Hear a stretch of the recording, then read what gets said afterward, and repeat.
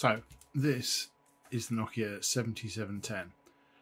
This was Nokia's first full production touchscreen smartphone. I'm just going to boot it up. Hold the power button down the end there. So this phone came out in 2004. This was created after the prototype Nokia 7700. I'll put a picture on the screen now. Classic Nokia boot up sound. It's very hard to see because it's so tiny, but there's a little stylus comes with this phone. And you navigate using the Symbian Series 90 or Series 80 it might be. With the stylus, you can also use the D-pad to get around.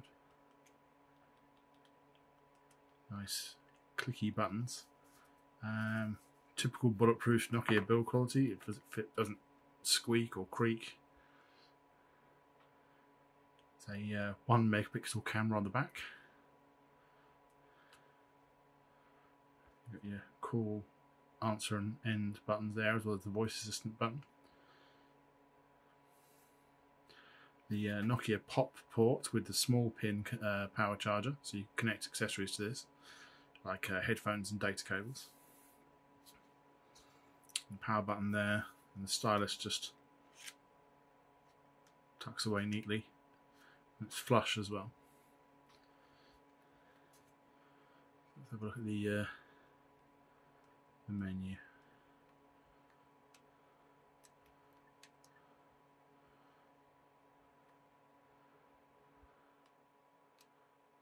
Back button there, I think. You had your menu button over here and your context menu button. So that will bring up your main menu. There's telephone dialer.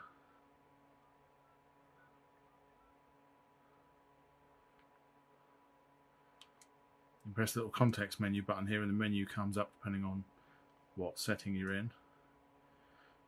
If we go to the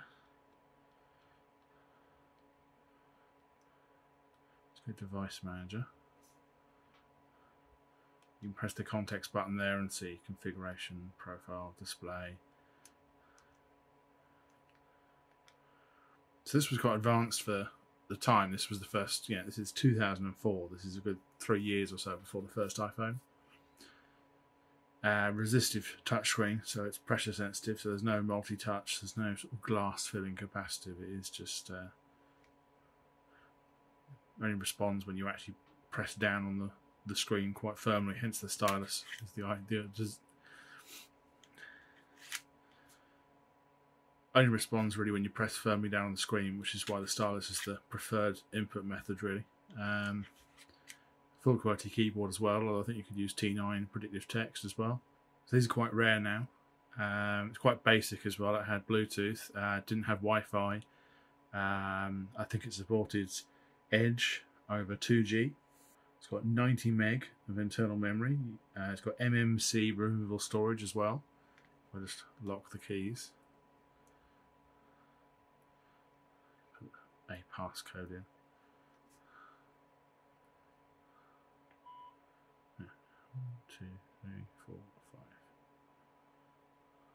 Yeah. 1, 2, 3, 4, 5. There we go. So then I can press this button here, which pops the back off. Just have to give it a bit of force. There we go. So the memory card is there. So MMC is a low capacity version of SD basically. It predates SD only slightly. This is a 128 megabyte card came with it, which for the time was pretty big. Use a removable battery, which was the norm back then obviously, and your SIM card as well, which you flip open, and I'm not entirely sure how you get that out.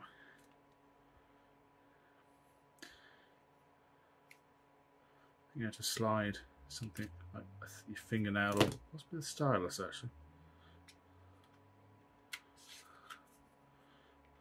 There you go. Slide your stylus along there to get your SIM card out.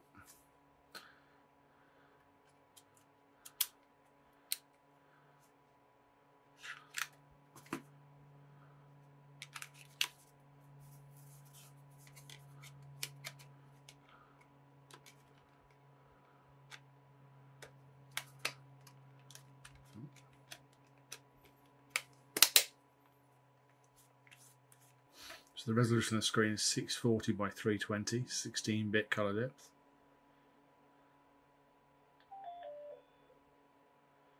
Battery's going flat.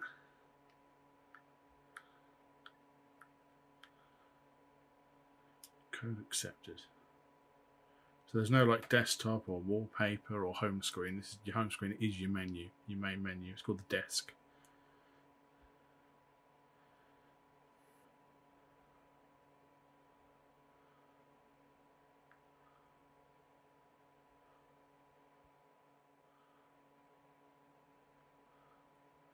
So open up the camera.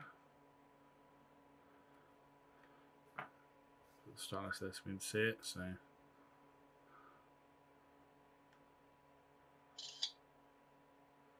very basic camera functions.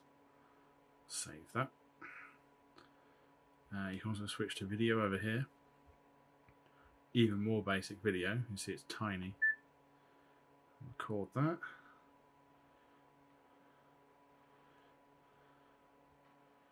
Saving to Real Player. So this had Real Player for its video playback. So you hit Go to Real Player.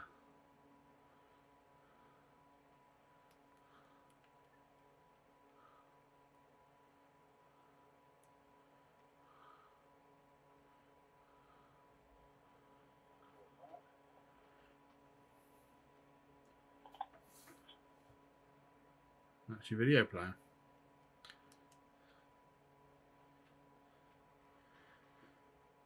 Yeah, it supported MP3, AAC, real audio, WAV, MIDI, JPEGs, just sort of most of your common formats that we take for granted now, but at the time this was a proper powerhouse. They hardly sold any, to be honest. It was a typical Nokia of the 2000s where it was just a bit too weird and a bit too ahead of its time. But like I say, it was a good 3 years ahead of the first iPhone. Nokia's first touchscreen. One of Nokia's first smartphones. Based on a prototype that never came out. But yeah, it was a really interesting sort of business-focused device at the time. This is what predates the some of the Nokia communicators as well. Some of them, not all of them. It's got a whopping 168 megahertz CPU.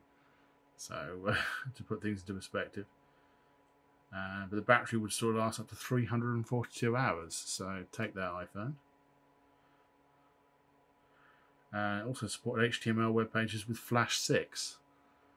So yeah, which is obviously well before the days of YouTube apps and stuff like that.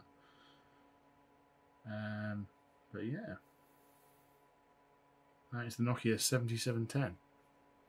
More cool phones to come soon. Cheers.